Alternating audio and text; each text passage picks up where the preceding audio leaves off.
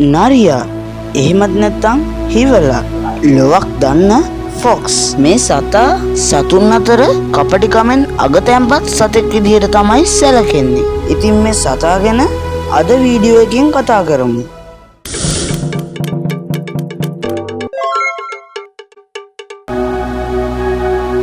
යුරෝපීය ඉන්දීය සහ ලංකාවේ සතුන් සම්බන්ධ කතා බොහොමයක නරියා ප්‍රධාන ස්ථානයක් ගනී. ජර්මන් කතාවල නිතර සඳහන් වන නරියා රයිනිකේ පූක්ස් නමින් හැඳින්වේ. එමෙන්ම ඌව රෙඩ් ෆොක්ස් ලෙසද හඳුන්වයි.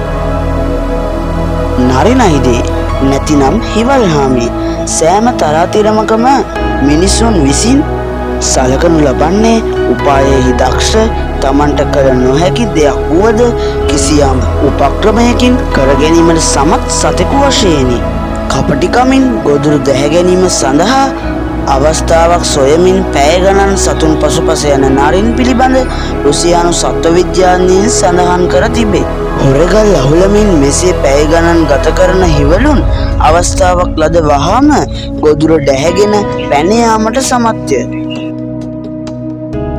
කතන්දරවල නරියා ප්‍රධාන තැනක් ගන්නා නමුත් නරින් පිළිබඳව මිනිසුන් දක්වන විශේෂ සැලකිල්ලක් නොමැත. ලංකාවේ සෑම ප්‍රදේශයකම හිවලුන් වාසය කරතත් ඔවුන් දකින්නට ලැබෙන්නේ කලාතුරකින්. එහෙත් ඔවුන්ගේ හූහඬ නම් ගම්මාන සිසාරා යන අවස්ථා බොහෝය. නරියාගේ හූහඬ මරණයේ ආරංචියක් ගෙන එන්නක් බව ගැමියන්ගේ කල්පනාවයි. එසේත් නැතහොත් කුමන හෝ අසුබ ආරංචියක පෙරනිමිත්තක් බව ඔවුන්ගේ මතයයි. හිවලුන් සාමාන්‍යයෙන් හුහඬ නගන්නේ රාත්‍රී කාලයේදීය. තම වර්ගයේ අය එක්තැන් කිරීම සඳහා මෙන්ම ගොදුරක් ගෙල දැමීමේදී නරින් හුහඬ නගන බවත් එක් මතයක්. ලංකාවේ දඩයම් සහ වෙඩි තැබීම නමින් පොතක් ලියා තිබෙන හැරි ස්ට්‍රැන්ඩි දක්වා ඇත්තේ නරියා කොල්ලකරුවෙකු බැවින් ඌ විනාශකාරී සතෙකු වශයෙන් සැලකිය යුතු බවයි. කැනයින් නොහොත් සුනක පවුල බල්ලා වෘකයා සහ නරියා එකම සත්ත්ව පවුලට අයත් සතුන්ය. එම පවුල හැඳින්වෙන්නේ කැනයින් සුනක පවුල ලෙසටයි. ගොදුරු සොයාගන්නා සතුන් අතරින් වඩාත් ව්‍යාප්ත වී සිටින්නේ මෙම සත්ත්ව පවුලයි. මාංශභක්ෂක මෙම සතුන්ගේ මූලික වශයෙන් මුඛයෙහි ඇති දත් සමාන ආකාරයක් ගන්නේ නැහැ. මෙම සත්ත්ව පවුල මෙයට වසර දශලක්ෂ 15කට ඉහත ජීවත් වූ වෘකයෙකු වැනි වූ ටොමාක්ටස් නමින් හැඳින්වුණු සතාකින් පැවත එන බවයි සත්ත්ව විද්‍යාඥයන් විශ්වාස කරන්නේ. කෙසේ වෙතත් කැනයින් පවුලේ නරියා කාන්තාරවලත් තැනිතලා බිම්වලත් කැලෑවල මෙන්ම කඳුකරයේ ජීවත් වීමට හුරුවීම ලබා තිබෙනවා. බල්ලා සහ හිවලා එකම පවුලට අයත් සතුන් වුවද බල්ලාගේ පාද පිහිටා තිබෙන ආකාරයට වඩා වෙනස්ව හිවලාගේ පාද පිහිටා තිබෙනවා. විශේෂයෙන් යුරෝපයේ ශීත ප්‍රදේශයන්හි ජීවත්වන හිවලාගේ මේ ලක්ෂණය තියෙනවා. හිවලා හිම මත ඇවිදීමේදී කැඩී බිඳී ගිය හිම කැටවලින් උගේ පා තුවාල නොවන්නේ ඒ නිසාය. බල්ලකු හිම මත ගමන් කළොත් උගේ ගමන් මඟ පා සටහන් ලෙසින් සලකුණු වෙයි. හිමෙහි ජීවත්වන නරියාගේ පාදවල වැඩෙන ලෝම නියමිත දිග ප්‍රමාණයට වැඩීමට දින 30ක් පමණ ගත වේ. නරියා ආසියාව යුරෝපය හා උතුරු අප්‍රිකාව පුරාම ව්‍යාප්ත වී සිටින සතෙක්. හිවලුන් ගොදුරු කරගන්නා වෙනත් සතුන් නොමැති තරම් විවිධ ලෙඩ රෝගවලින් සහ මිනිසා අතින් ඔවුන්ගේ සංඛ්‍යාව අඩුවන බව පෙනේ. නරි වර්ග නරින් වර්ග 3කට බෙදිය හැක. පළමු වර්ගය වන්නේ ටොස්නෙස මෙලෝස නමින් හැඳින්වෙන පිට දිගට කළු ඉරක් ඇති වර්ගයයි. ඌ අප්‍රිකාවේ ඇබිසීනියාවේ සිට උතුරු අප්‍රිකාව දක්වා මෙහිදී සිටිනවා. දෙවන වර්ගය වූ ටොස් ඇලස්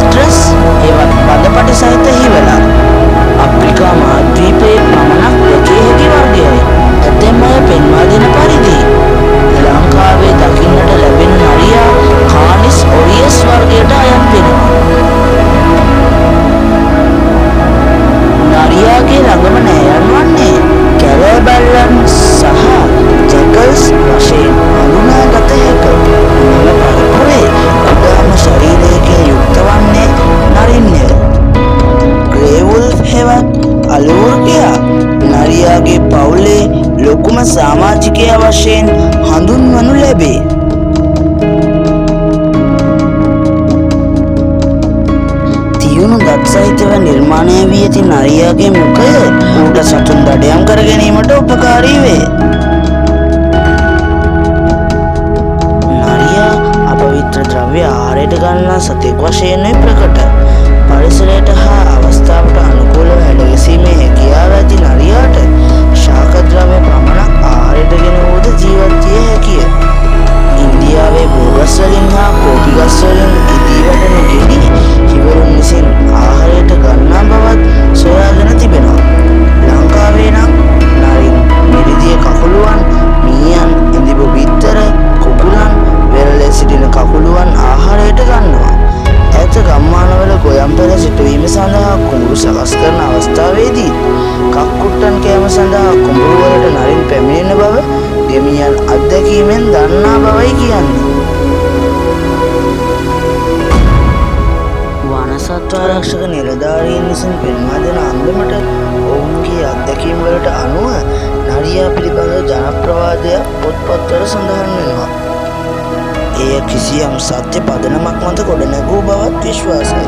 වරක් නරියෙකු අනිත් නරියන්ගෙන් තමාගේ ගොදුර බේරා ගැනීම සඳහා ගොදුරසේ අඟවා පොල් එල්ලක් ගෙන දිව ගිය බවත්, අනෙක් නරියා පසුපස හඹා ගිය බවත්, පසුව එම නරියා විසින් නියම ගොදුර තිබූ තැනට පැමිණ ගොදුර ගිල දැමූ බව එක් පුවතක් වේ. තවත් අවස්ථාවක නරින් දෙදෙනෙකු සහයෝගයෙන් කළ වලිකුකුළු දඩයමක් ගැන කරුණු දක්වා ඇත.